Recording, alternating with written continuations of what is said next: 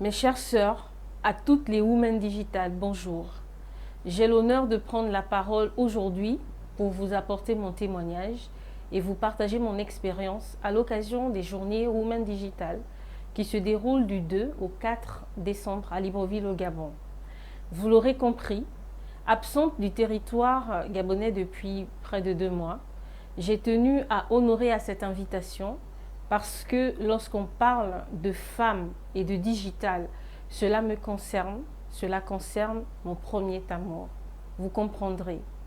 C'est l'occasion tout d'abord de remercier les organisateurs, en l'occurrence l'association Femmes Fortes et Dynamiques et la JFD, Journée de la Femme Digitale Gabon, pour avoir sollicité ma modeste personne comme rôle modèle afin d'édifier plusieurs jeunes filles fortes et dynamiques. Comme vous le savez, mon histoire personnelle et la thématique de cette rencontre se confondent avec beaucoup de pertinence. Mon histoire avec l'informatique commence par la découverte des ordinateurs dans les années 90. J'habitais non loin des jardins de la Pairie à Libreville. La commune de Libreville venait d'y installer quelques ordinateurs pour former les jeunes de la ville. Les garçons étaient les plus intéressés. Moi, par curiosité, je rôdais dans les parages. Le moniteur qui s'était aperçu de ma présence régulière m'a invité à assister à un cours. J'étais émerveillée. Je suis venue à tous les cours qui suivaient. En fait, je venais de découvrir mon premier amour. Le hasard, ou je dirais plutôt Dieu, a voulu que ma maman soit une entrepreneure qui gagne sa vie en tenant un commerce de reprographie au sein de l'université à Libreville. Avec elle, je m'habituais à utiliser les photocopieurs et je m'essayais au traitement de texte sur ordinateur pour servir les étudiants.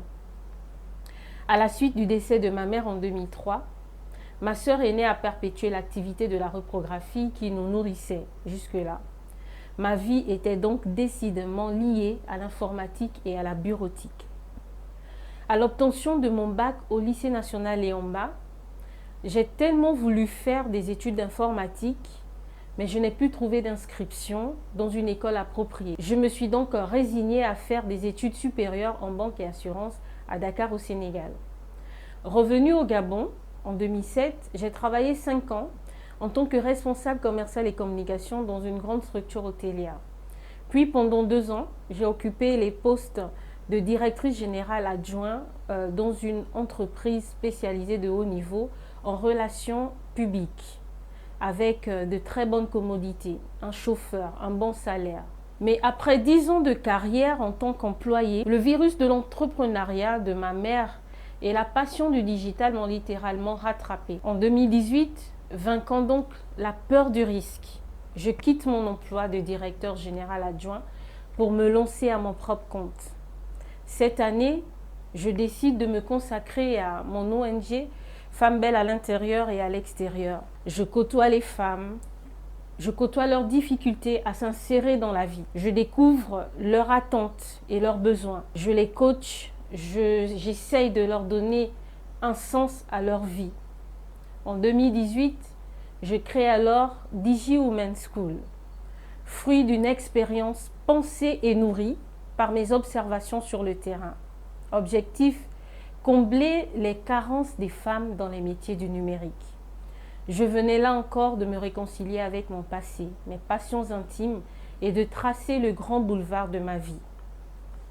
C'est ce grand boulevard à 2 voies, la femme et le digital, qui me conduit devant vous aujourd'hui, en présentiel pour vous qui me regardez et en ligne pour tous ceux qui nous suivent en live. À ce jour, DigiWomen School a franchi la barre de plus de 700 femmes formées et même des hommes au métier du digital, infographie, community management, e-réputation et plusieurs métiers liés au métier du digital. Plusieurs d'entre elles sont des entrepreneurs, d'autres opèrent dans de grandes entreprises.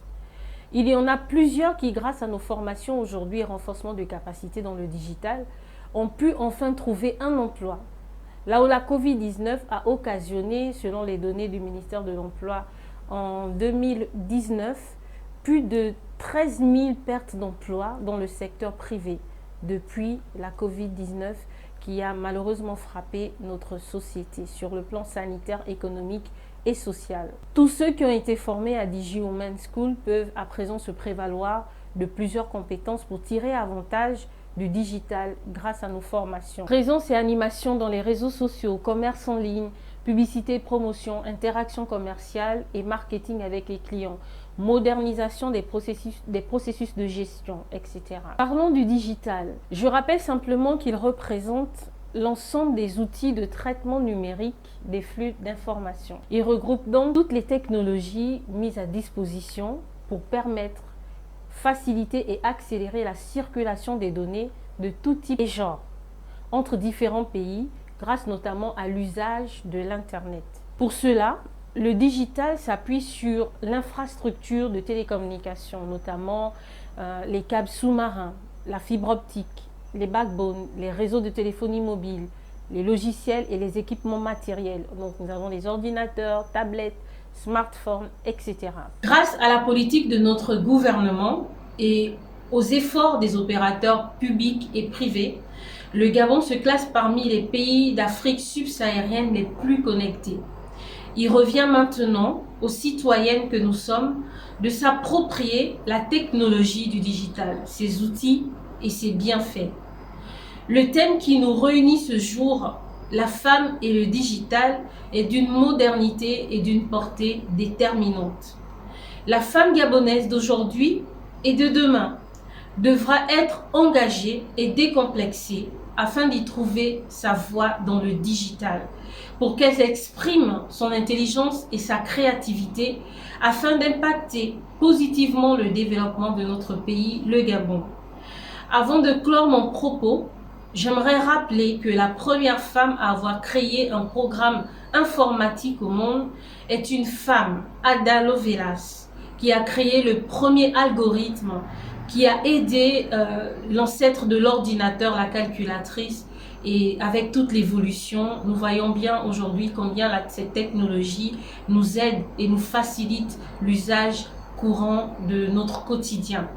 J'aimerais, pour clore mon propos encore une fois, remercier déjà les organisateurs qui m'ont permis de pouvoir vous partager mon expérience. Bien sûr, il faut afficher un esprit résilient, beaucoup de persévérance et surtout de trouver son pourquoi. Mon pourquoi est à la base, comme vous l'avez compris depuis le départ, ma maman qui, grâce à ses revenus dans l'entrepreneuriat digital, pouvait nous nourrir, pouvait prendre soin de nous.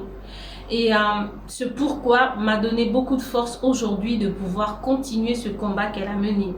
Et j'aimerais encourager une femme qui me suit aujourd'hui.